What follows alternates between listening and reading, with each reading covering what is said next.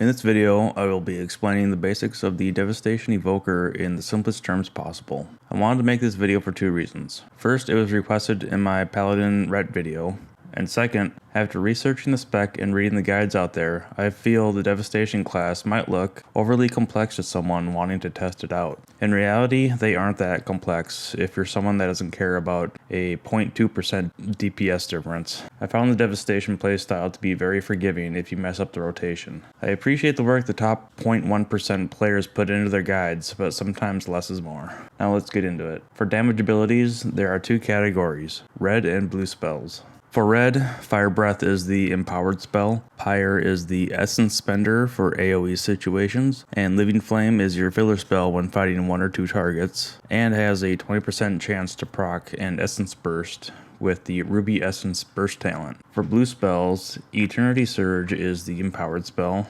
Disintegrate is the essence spender for single target, and Azure Strike is the main filler when fighting 3 or more targets and has a 15% chance to proc Essence Burst with the Azure Essence Burst talent. For those wondering, Essence Burst causes your next Disintegrate or Pyre to not cost any essence. With the talent Essence Attunement, you can have up to 2 stacks of Essence Burst, and the talent Titanic Wrath increases the damage of the spells that consume the Essence Burst by 15%. So Essence Burst procs are an important part of Devastation gameplay. Both empowered spells are used in single target and AoE situations, but you'll want to charge them to a different level depending on the encounter. In longer fights, you'll want to use a level 1 Fire Breath cast for the longer dot duration, whereas a max charge Fire Breath is better in an AoE burst situation. For Eternity Surge, the only thing that you need to consider is how many targets there are. Charging up Eternity Surge just makes it hit more targets, so in a single target fight, you'll be casting it at level 1, and with 5+ targets, you'll want to max charge it.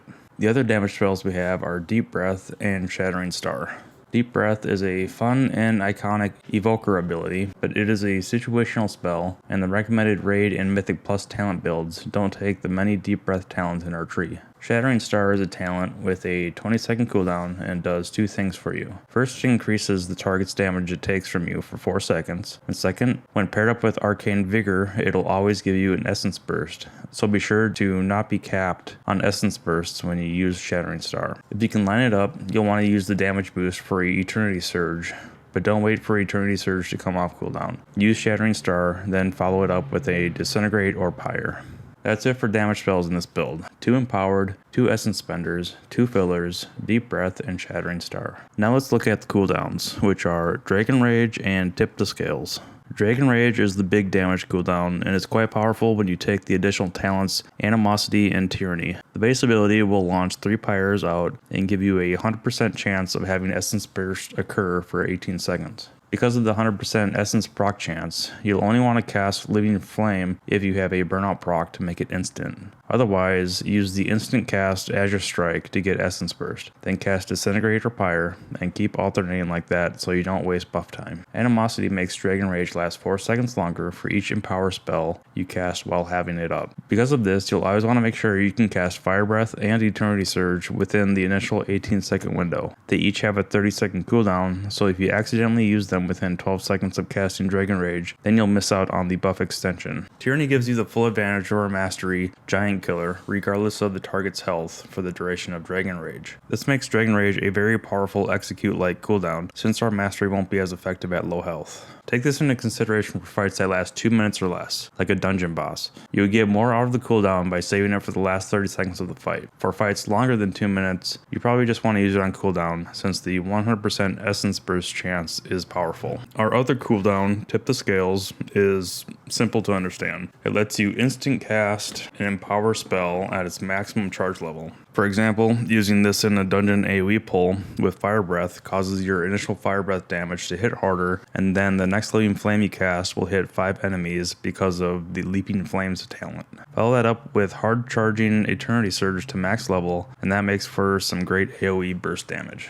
Those 10 abilities I just covered is 90% of what a Devastation Evoker uses. The other 10% are the occasional healing and utility spells. The healing spells Emerald Blossom and Verdant Embrace have their uses for Devastation because of the talent Ancient Flame that reduces the next living flame cast by 40%, and the talent Scarlet Adaptation, which causes you to store a portion of the effective healing you do to empower your next living flame cast.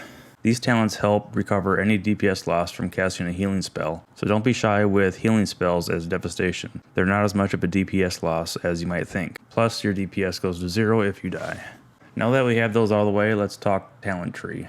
What I noticed when taking a deep look at a talent tree is that it is kind of boring. What I mean by this is that the talents we do take are ones that we obviously want, and the ones we do not take are obviously bad for the purpose of each build, like single target or AoE. For the single target build in the Devastation side, we don't take the AoE or Deep Breath talents. Honed Aggression just looks weak for 2 talent points. Focusing Iris, Event Horizon, and Ruby Embers seem a lot weaker than the alternatives that we do take. That leaves the Capstone talents and Inner Radiance and Imposing Presence as the talents that leave any sort of choice. Fount of Magic and Ever-Burning Flame could be taken instead of Power Swell and Iridescence, especially in a Mythic Plus build, but I can't think of a build where you wouldn't want Causality and Scintillation. The Evoker tree does offer a bit more for customization options, but again, there are a few talents that we will always want, like Leaping Flames, Protracted Talons, and Blast Furnace.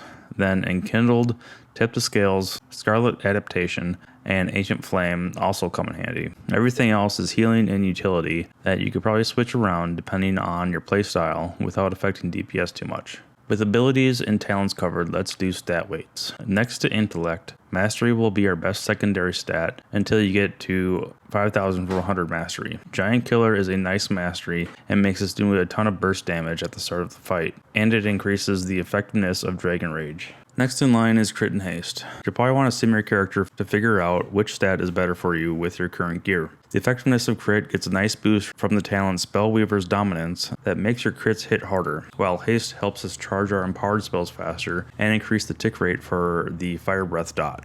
Last is Versatility. If a piece of gear has versatility on it, it's not the end of the world, but anything besides versatility will be better. From my experience of playing Devastation, I've come up with 3 simple basic rules to follow. The first one is, use your empowered spells on cooldown. This probably sounds like common sense to a lot of you, but it's an important one.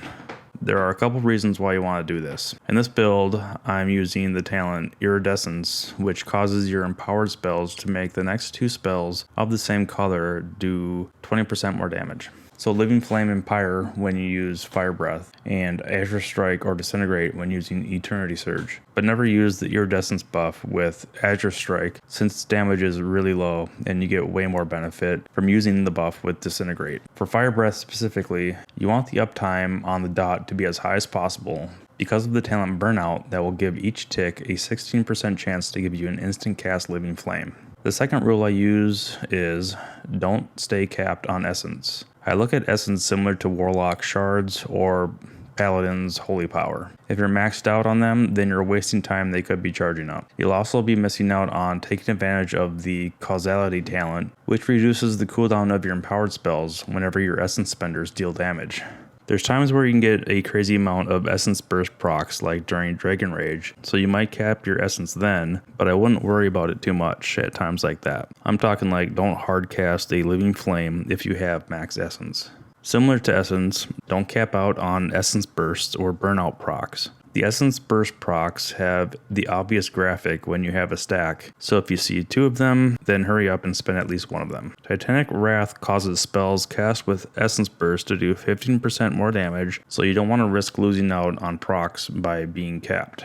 The Burnout procs highlight your Living Flame spell on your bar, so if it's lit up, just use it. Honestly, if you can manage to do these 3 things, then you should be happy with the results you're seeing, assuming you're using AoE spells in AoE situations and single target spells in single target situations. And with that, I think we've covered most of the basics of playing Devastation Evoker. We went over our abilities, what they do, and how to use them, covered most of the talents we take in this single target build that have any sort of complexity to them, briefly covered stat weights, and went over my 3 simple rules for Devastation. Of course, there's more complexity that goes into min-max playing Devastation, but my purpose with this video was to hopefully calm your fears of trying out an Evoker because they look too complex based on what you might have read. Hopefully I was able to do that. If you like the format in this video and there's another spec you would like me to break down into simple terms, then let me know in the comments. If you have your own tips and tricks for playing Devastation that you think would benefit newer players, then go ahead and post those in the comments as well. And until next time, take care.